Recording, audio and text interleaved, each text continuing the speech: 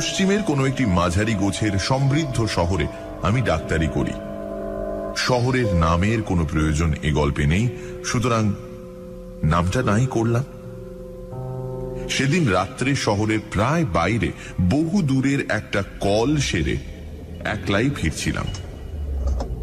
একে দারুণ শীত এবছর, তার উপর রাত অনেক হওয়ায় ঠান্ডা অত্যন্ত বেশি পড়েছিল। পুরু পুরু গোটা কত গরমের জামা থাকা সত্ত্বেও সব ভেদ করে মনে হচ্ছিল ঠান্ডা হাওয়া আমার পাঁজরার ভেতরে গিয়ে ঢুকছে। আসছিলাম আমার পুরনো মোটরে। এ মোটর আমি আজ 10 বছর ধরে একাই চালিয়ে ফিরছি, কিন্তু এখন মনে হচ্ছিল সঙ্গে একজন শফার থাকলেই বুঝি ভালো হতো। এই দারুণ শীতে স্টিয়ারিং হুইল ধরে সমস্ত হাওয়ার ঝাপটা সহ্য করার যে কষ্ট আর কিছু নেই। আমাদের শহরটি অত্যন্ত ছড়ানো। বড় বড় কয়েকটি রাস্তাকে আশ্রয় করে চারিধারে অনেক দূর পর্যন্ত সে বিস্তৃত হয়ে আছে, কিন্তু জমাট বাঁধেনি। অনেক সময় এক প্রান্ত থেকে আরেক প্রান্তের মধ্যে শুধু একটি নির্জন রাস্তা ছাড়া আর কোনো যোগ নেই। যে রাস্তা দিয়ে আসছিলাম সেটিও অত্যন্ত নির্জন। দুধারে মাঝে মাঝে হর্তুকি বা মহুয়া গাছ, আর রাস্তার দুধারে শুধু শূন্য অসমতল মাঠ। তার ভেতর বাড়িঘর নেই বললেই হয়। কে বাড়ি করবে নির্জন জায়গায়?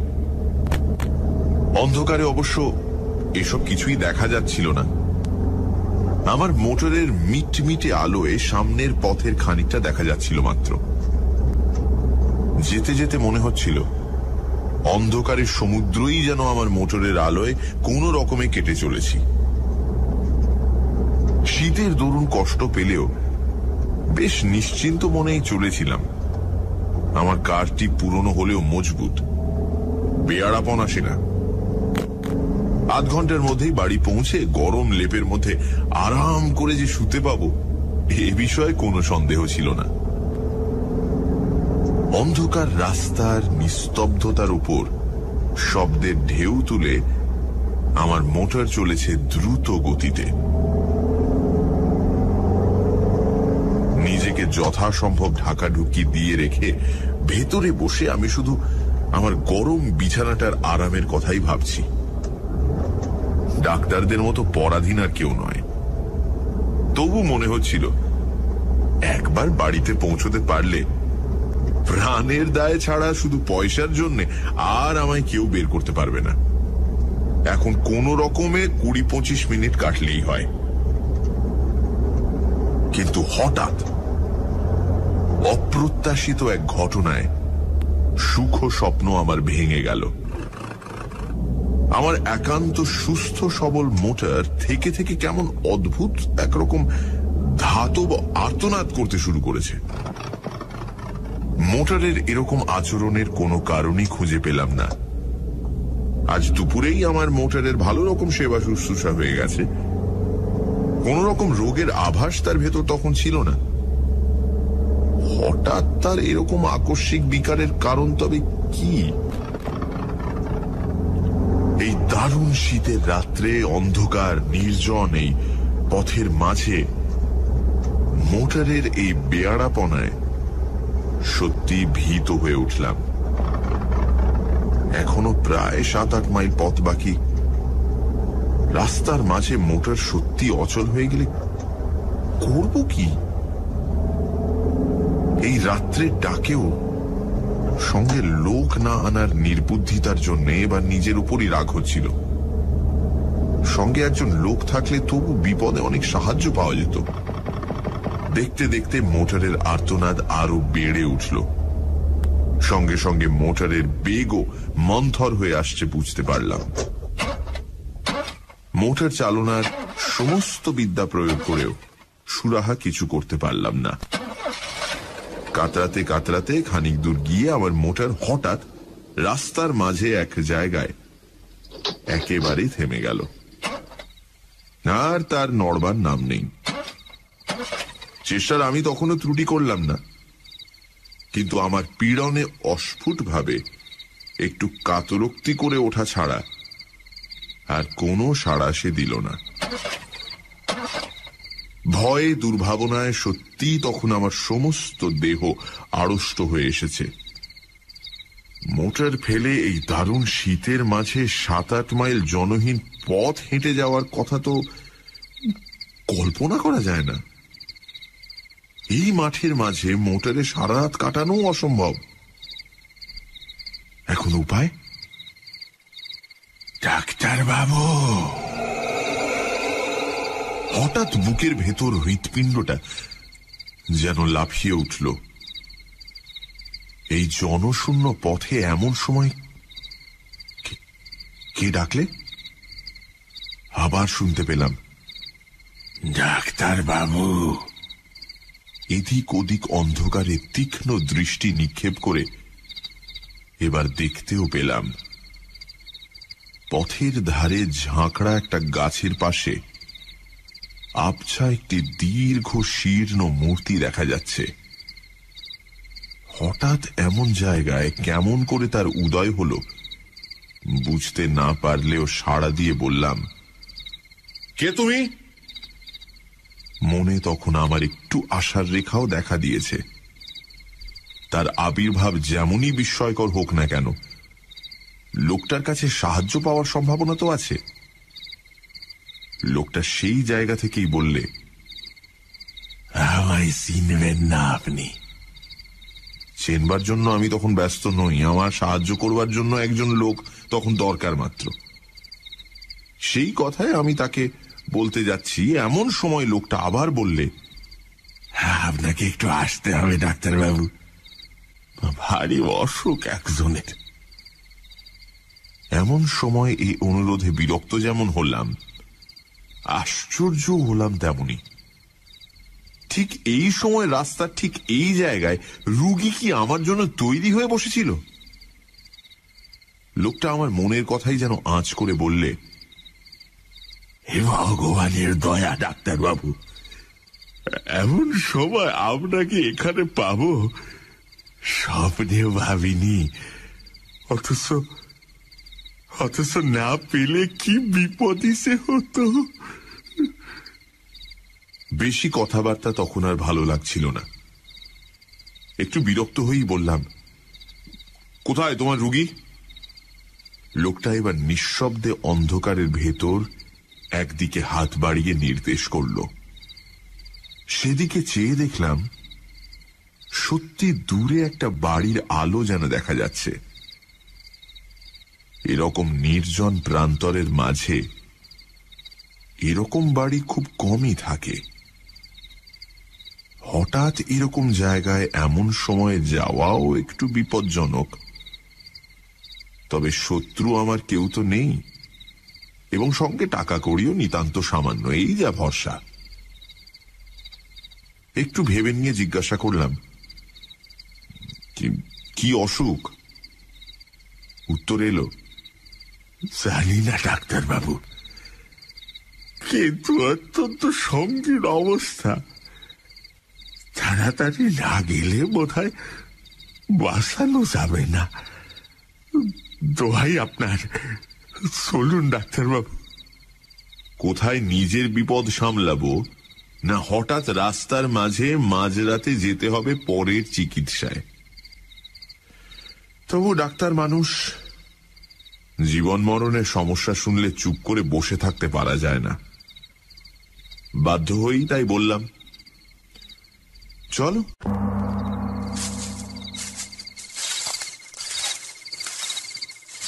মাঠের ওপর দিয়ে সরু একটা পথ, অন্ধকারে ভালো দেখাই যায় না। তাই ধরে লোকটার পিছু পিছু মিনিট 5 হেঁটে একটি বাড়ির উঠোনে এসে দাঁড়ালাম। সামনে একটি ঘরের দরজা থেকে আলো দেখা যাচ্ছে। সেই দিক দেখিয়ে লোকটা বলল, ওই ঘরেই রোগী বাবু, আপনি যান, আমি এক্ষুনি আসছি। অন্ধকারের ভেতরই বুঝতে পারছিলাম বাড়িটি বিশেষ সমৃদ্ধ চেহারার নয়। গুটি 4-5 ঘর এবং একটুখানি ঘেরা উঠোন। ঘরগুলিও সব পাকা ছাদের নয়, দুপাশে খোলার ছাউনি। লোকটার কথা মতো সামনের ঘরে গিয়ে এবার ঢুকলাম। ঘরটি আয়তনে বিশেষ বড় নয়, তার উপর নানান আকারের বাক্স পেঁটরায় বোঝাই বলে ভেতরে নড়বার চড়বার স্থান অত্যন্ত অল্প। দরজার মুখোমুখি একটি জানালা, সেই জানালার ধারে মিটমিট করে একটি কেরোসিনের লণ্ঠন জ্বলছে। সেই আলোতেই অস্পষ্টভাবে দেখা গেল দরজার বাঁ ধারে একটি চারপায়ায় অত্যন্ত শীর্ণ এক ভদ্রলোক শুয়ে আছেন। আমি ঘরে ঢুকতেই ক্ষীণ স্বরে তিনি বললেন, এসেছেন ডাক্তারবাবু? আপনার দয়া কখনো ভুলব না। বসুন। ঘরের ভেতর এদিক ওদিক চেয়ে বসবার জায়গা একটি মাত্র দেখতে পেলাম। জানালার কাছে চারপায়া থেকে অনেক দূরে একটি বেতের মোড়া, সেইটাই টেনে চারপায়ার কাছে বসবার উদ্যোগ করতে ভদ্রলোক আবার ক্ষীণ স্বরে বললেন, বসুন বসুন, ওইখানে বসুন। আগে আমার রোগের কথা বলি, শুনুন। একটু হেসে এবার সেইখানেই বসলাম। রুগীদের নানা অদ্ভুত বাতিকের সঙ্গে আমার যথেষ্ট পরিচয় আছে। বুঝলাম খানিকক্ষণ ধরে নিজের রোগ সম্বন্ধে ভদ্রলোকের নানা মতামত আমায় এখন শুনতে হবে, না শুনলে নিস্তার নেই। ক্ষীণ স্বরে প্রথমেই তিনি আরম্ভ করলেন, আমার রোগ কি সারাতে পারবেন ডাক্তারবাবু? পারবেন আমাকে বাঁচাতে? একটু হেসে বললাম, সেই চেষ্টা করাই তো আমাদের কাজ, আর বাঁচবেন নাই বা কেন? একটু অদ্ভুত হাসির আওয়াজ এলো খাট থেকে।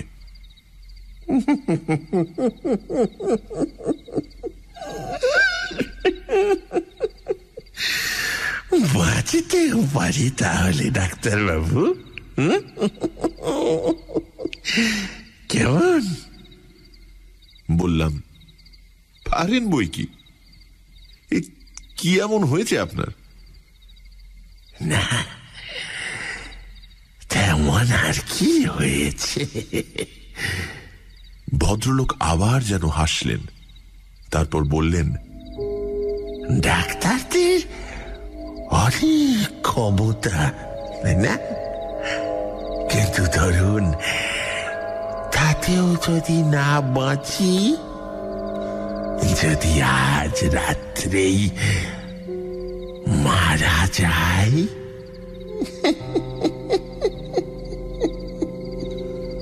রোগীর এই অর্ধোন্মত্ত প্রলাপের উত্তরে কি যে বলবো কিছুই ভেবে পেলাম না।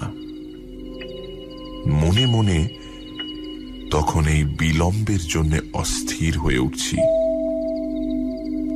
রোগী আবার বললেন, যদি আপনি থাকতে থাকতেই মারা যায় ডাক্তারবাবু, কি হবে তাহলে? কে আপনার ফি দেবে?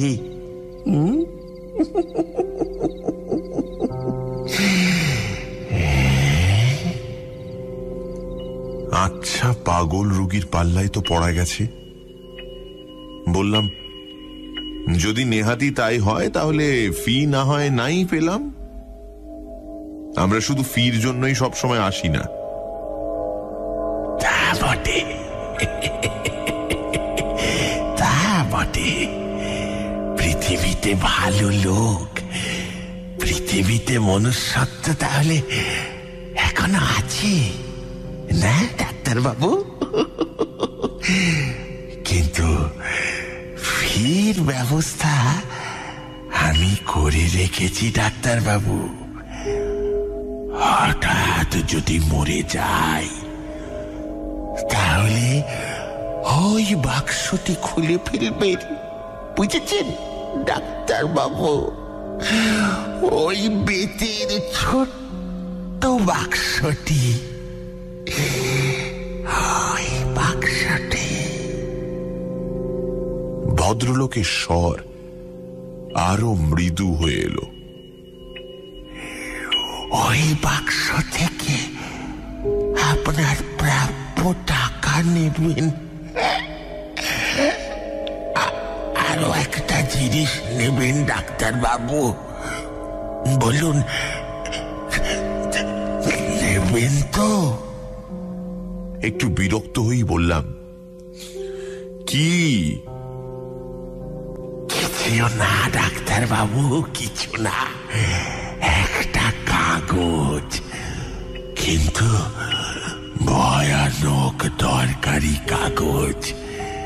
এই কাগজ যে ওখানে আছে শুধু আমি জানি, আর আপনি এখন জানলেন, আর কেউ জানে না।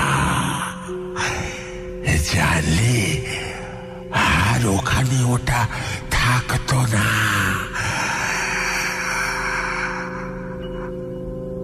ভদ্রলোক একটু চুপ করে থেকে একটু হেসে আবার বললেন,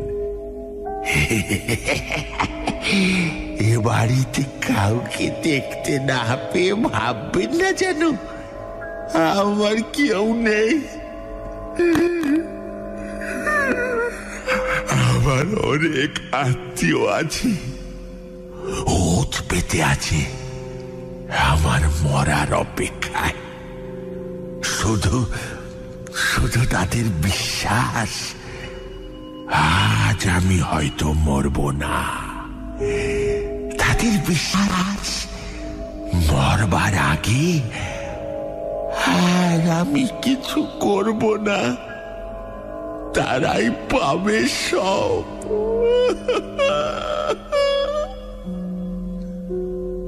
আমি এবার বলতে যাচ্ছিলাম, আপনার অসুখটা সম্বন্ধে। অসুখ তো দেখবেনই, তার আগে আর একটা কথা বলিনি। ওই কাগজটি আমার উইল ডাক্তারবাবু, আমার ছেলের নামে উইল। সে ছেলেকে আমি ত্যায্য পুত্র করেছিলাম একদিন, কোথায় আছে তাও জানি না। কিন্তু জানেনি তো, রক্ত জলের চেয়ে ঘন। আর বেশিক্ষণ অপেক্ষা করা যায় না। মোড়া থেকে উঠে পড়ে আমি বললাম, এইবার আমি দেখতে পারি? খাট থেকে আওয়াজ এলো, দেখুন। আমি খাটের কাছে এগিয়ে গিয়ে রুগীর নাড়ি দেখবার জন্য হাতটা তুলে ধরলাম, এবং পর মুহূর্তেই সেই দারুণ শীতের ভেতরও আমার সমস্ত দেহ ঘেমে উঠল। সে হাত বরফের মতো ঠান্ডা। রোগী মৃত। শুধু মৃত হলে এতখানি আতঙ্কের আমার বোধহয় কারণ থাকতো না, কিন্তু ব্যাপার যে আলাদা। ডাক্তারি শাস্ত্রে যদি কিছু সত্য থাকে, তাহলে এই রোগী এইমাত্র কখনোই মারা যায়নি।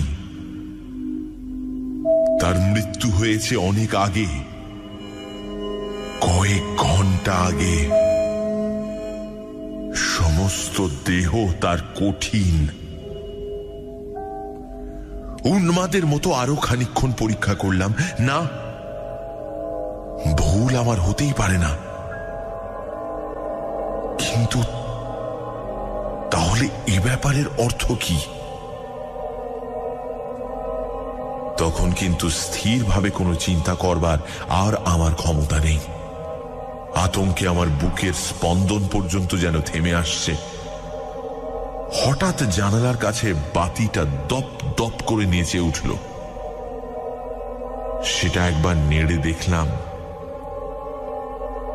তাতে তেল এক ফোঁটাও নেই। প্রান্তরের মাঝে নিস্তব্ধ নির্জন বাড়িতে এই ভয়ঙ্কর অবস্থায় আমি একা। এই বাতির আলোটুকুই যেন আমার একমাত্র সহায় ছিল, তাও নিভতে চলেছে দেখে আমি দ্রুত পদে ঘর থেকে বেরিয়ে পড়লাম। বুঝতে পারলাম পেছনে আলোটা আর কয়েকবার নেচে নিভে গেল। তখন আমি উঠোন ছাড়িয়ে এসেছি প্রায়। কিভাবে তারপর অন্ধকার প্রান্তরের ভেতর দিয়ে ছুটতে ছুটতে এসে মোটরে উঠেছিলাম তা আমার মনে নেই। মোটর চালিয়ে শহরের মাঝ বরাবর আসবার পর আমার যেন স্বাভাবিক জ্ঞান ফিরে এলো। সবচেয়ে আশ্চর্য ব্যাপার মনে হলো মোটরের এই চলা। খানিক আগে অদ্ভুতভাবে যে মোটর বন্ধ হয়ে গিয়েছিল, হঠাৎ এবার বিনা চেষ্টায় আপনা হতে সে মোটর এমন শুধরে গেল কি করে? তারপর দিন দিনের আলোয় লোকজন সঙ্গে করে নিয়ে সেই প্রান্তরের মাঝকার বাড়ির নিঃসঙ্গ রুগীর শেষ ইচ্ছা পূর্ণ করবার ব্যবস্থা করেছিলাম। তার ছেলেই আজকাল সমস্ত বিষয়ের মালিক। সেদিনকার রহস্যের স্বাভাবিক মীমাংসা কিন্তু আমি এখনো করতে পারিনি।